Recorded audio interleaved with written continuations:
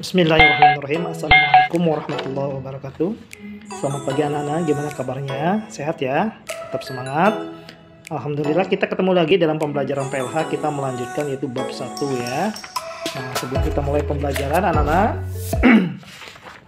diusahakan duduk yang rapi. Kita sarapan dulu sebelum pembelajaran, dan sebelum belajar kita berdoa dulu. Sebelum mulai pembelajaran mari kita berdoa dalam hati. Mulai. Selesai, terima kasih.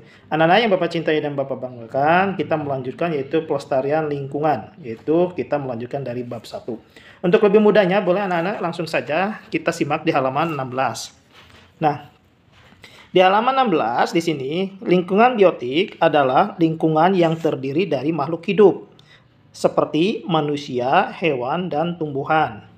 Lingkungan abiotik adalah lingkungan yang terdiri dari benda tak hidup, seperti tanah, air, udara, dan batu.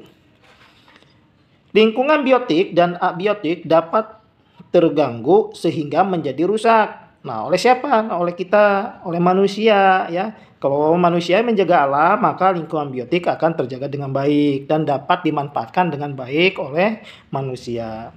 Manusia melakukan usaha pelestarian lingkungan biotik dan abiotik. Nah, lingkungan adalah kesatuan semua komponen tak hidup dan komponen yang hidup, yaitu makhluk hidup yang saling mempengaruhi.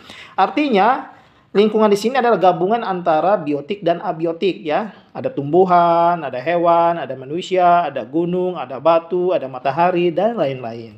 Jadi semua komponen di sini adalah gabungan keseluruhan ya, biotik dan abiotik.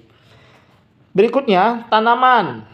Tanaman dapat berfungsi sebagai bahan pangan, sandang, papan, dan estetika.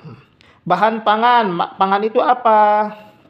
Pangan itu adalah bahan dasar makanan pokok yang kita konsumsi sehari-hari. Sandang, bahan dasar pakaian yang kita gunakan sehari-hari. Baju, celana, dan lain-lain itu bahan dasarnya dari tanaman atau tumbuhan. Papan, papan itu apa sayang? Papan itu tempat tinggal, rumah, itu papan ya. Jadi papan di sini adalah tempat tinggal kita, bersumber dari tanaman. Dan estetika apa? Estetika itu adalah keindahan lingkungan ya. Maka rumah kita ada dihiasi supaya indah. Seperti apa? Dia ada tanamannya ya. Dibentuk kolam. Ya, kolam apa? Kolam ikan, bukan kolam renang ya. Wah, kalau bentuk kolam renang boleh tidak? Boleh saja ya. Nah, kita lanjut berikutnya. Tanaman sebagai makhluk hidup membutuhkan air, sinar matahari, zat makanan atau berupa pupuk, dan pemberantasan hama. Nah, tanaman juga seperti manusia sayang, dijaga, dirawat, disiram ya.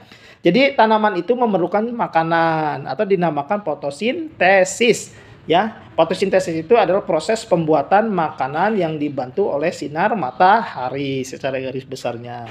Nah, tanaman juga itu dibutuhkan oleh hewan. Kambing ya. Rumput misalnya, rumput dimakan oleh kambing ya.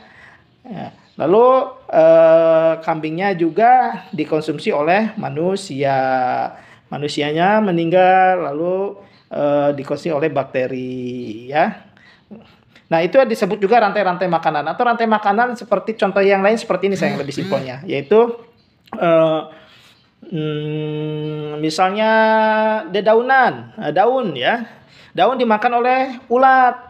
Ulatnya dimakan oleh burung.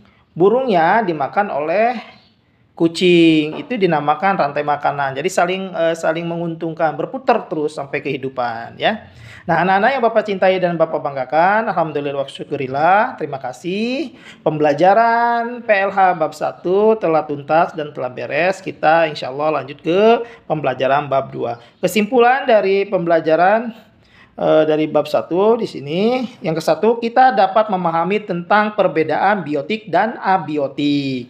Yang kedua, kita dapat menikmati atau dapat mengetahui manfaat jenis tanaman bagi kehidupan manusia maupun hewan. Anak-anak hebat, tetap semangat, jaga di rumah, jaga kesehatan, jaga juga lingkungan supaya kita terhindar dari virus COVID ini. ya. Anak-anak yang Bapak cintai dan Bapak banggakan, sekian dari Bapak, ditutup dengan topik walidayah. Assalamualaikum warahmatullahi wabarakatuh.